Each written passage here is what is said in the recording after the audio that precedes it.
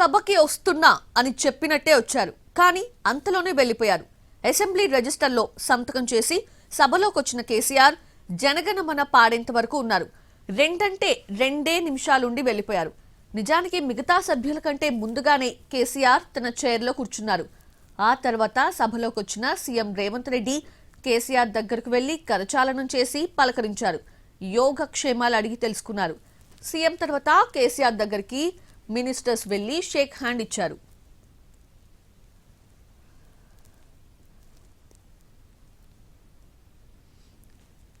ఈ క్రమంలో ఒక ఆసక్తికర సన్నివేశం చోటు చేసుకుంది. మంత్రి ఉత్తమ్ కేసీఆర్ కి కాస్త గట్టిగానే షేక్ హ్యాండ్ ఇచ్చారు. అయితే కోపంతో ఇస్తున్నావా, ప్రేమతో ఇస్తున్నావా అని కేసీఆర్ ఉత్తమ్ ని అడిగారు. దాంతో ఇద్దరి మధ్య నవ్వులు విరబూశాయి. ఎమ్మెల్యేలు కూడా కేసీఆర్ కి కరచాలనం చేశారు. సభ ప్రారంభం కాగానే కొద్దిసేపు మాత్రమే ప్రతిపక్ష నేత హాల్లో ఉన్నారు. జనగణమన తర్వాత స్పీకర్ సంతాప తీర్మానం చదువుతున్న క్రమంలోనే కేసీఆర్ సీట్లో నుంచి లేచి వెళ్లిపోయారు.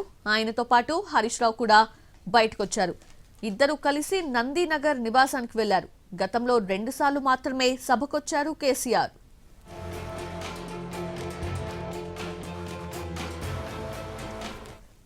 అంతకుముందు నందీనగర్ నుంచి కేసీఆర్ జగదీష్ రెడ్డి, పల్లా రాజేశ్వర్ రెడ్డి, ప్రశాంత్ రెడ్డితో కలిసి అసెంబ్లీకి వచ్చారు. ప్రాంగణంలోకి రాగానే కేసీఆర్ కి బీఆర్ఎస్ ఎమ్మెల్యేలు కేటీఆర్, హరీష్ రావు, తలసాని శ్రీనివాస్ యాదవ్, ఇతర ఎమ్మెల్యేలు స్వాగతం పలికారు. ఎమ్మెల్యేలతో కలిసి అసెంబ్లీ మెయిన్ హాల్లోకి వెళ్లిన కేసీఆర్ బీఆర్ఎస్ ఎల్పీలో సభ్యులతో సమావేశమయ్యారు.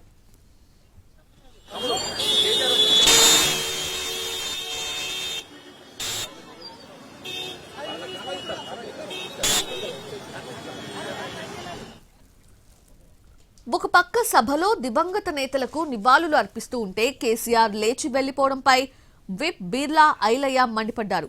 దళిత స్పీకర్ ని అధ్యక్ష అనాల్సి వస్తుందనే కారణంతోనే కేసీఆర్ లేచి వెళ్లిపోయారని విమర్శించారు. 1 నిమిషం మాట్లాడడానికి ఆయనకు మనసు రాలేదని అన్నారు బీర్లా ఐలయ్య. కనీసం ఆ దొరకు చనిపోయిన వాళ్లకు నివాళులర్పించాలనే సోయి కూడా లేదు. ఒక దళిత స్పీకర్ ఉంటే కనీసం అధ్యక్ష అని అనాల్సి వస్తుందని అంటే దళితులంతా అంటే చిన్న చూపు. అసెంబ్లీలో 1 నిమిషం మాట్లాడడానికి అధ్యక్ష అని మైకాడడానికి కూడా ఆయనకు నోరు రాలేదు.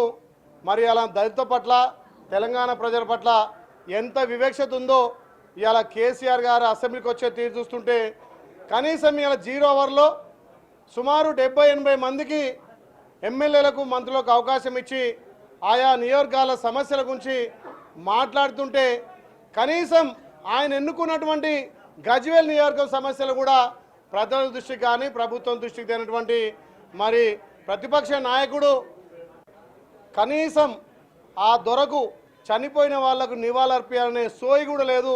ఒక దళిత స్పీకర్ ఉంటే కనీసం అధ్యక్ష అని అనాల్సి వస్తుందని అంటే దళితులంతా అంటే చిన్న చూపు.